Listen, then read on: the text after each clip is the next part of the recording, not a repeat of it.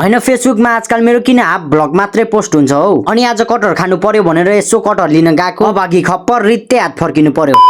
आज चाहिँ म 7 बज्न खोज्दासम्म सुतिरहेको थिएँ अनि मेलामा खन्ने मान्छे पुगेन, आउनु पर्यो भनेर कल आयो के। त्यही भएर उठ्न साथ मेलामा गएको, मैले आँखा पनि राम्ररी देखिरहेको थिएन के। त्यसपछि हाई गर्दा गर्दै पुगे बारीमा पुगेको त खन्ने मान्छे 2 जना अनि रोप्ने मान्छे चाहिँ 9-10 जना रहेछ के। त्यही कुनै दिन भने खन्ने मान्छे वाल छ्याल हुन्छ, कुनै दिन भने हुँदैन भने। 7 बजे उठ्न साथ निन्द्राको तालमा गएको, एकछिन काम गरेको थिएँ, खाजा खाने बेला पनि भयो। देख्न सक्नुहुन्छ खाजा खाँदै हाम्रो बाजे र बोजू, अनि उहाँ पनि हुनुहुन्छ हाम्रो बोजै, अनि उहाँ चाहिँ हुनुहुन्छ हाम्रो ठुल मम्मी, अनि उहाँ हुनुहुन्छ हाम्रो फुपू। अब बाँकी अरूलाई चाहिँ बिस्तारै बिस्तारै अरू भ्लगमा देखाउँदै गरौँ। आजकल मेरो भ्लग प्राय सबैले हेर्नुहुन्छ नि त, त्यही भएर सबैले मलाई मात्रै किन हाम्रो गाउँको सबैलाई पनि चिनोस् न। काम गर्दा गर्दै टाइम थोरै बाँकी थियो, त्यही भएर माक्लो बारी भएर हामी चाहिँ चल्दैको तल्लो बारी। अब टाइम भएसम्म त जता गएर भए पनि काम गर्नै पर्यो हैन। लास्टै कटहर खान मन लाग्थ्यो, त्यही भएर 11 बजे काम छोडेर हाम्रो पनि त्यही बारी नजिकै कटहर फलिरहेको थियो। अनि यसो पाके छ कि भनेर छाम्न गएको, त्यसका बाजे मुनिको त पाके रहेनछ, त्यही नि बा माथि बोर्डको त पाके छ कि भनेर यसो छाम्न गएको, अभागी खप्पर त्यो पनि पाके रहेनछ यार। आज कटहर खाने हाम्रो भाग्यमा लेखेकै रहेनछ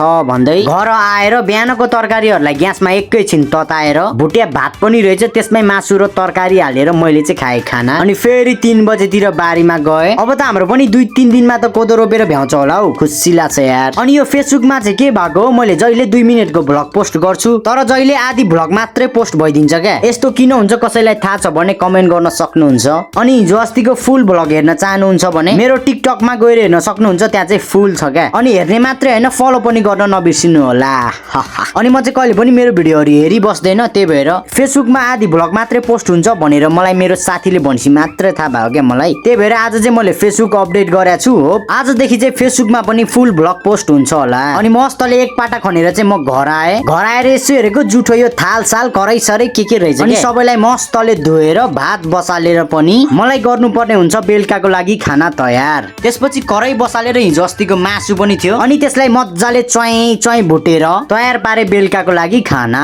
म चाहिँ खाना खाएर पनि नुहाएर पनि आइसके। अब चाहिँ हामीलाई भेट्नु पर्ने हुन्छ भोलि। So that's it for today, tata and bye by.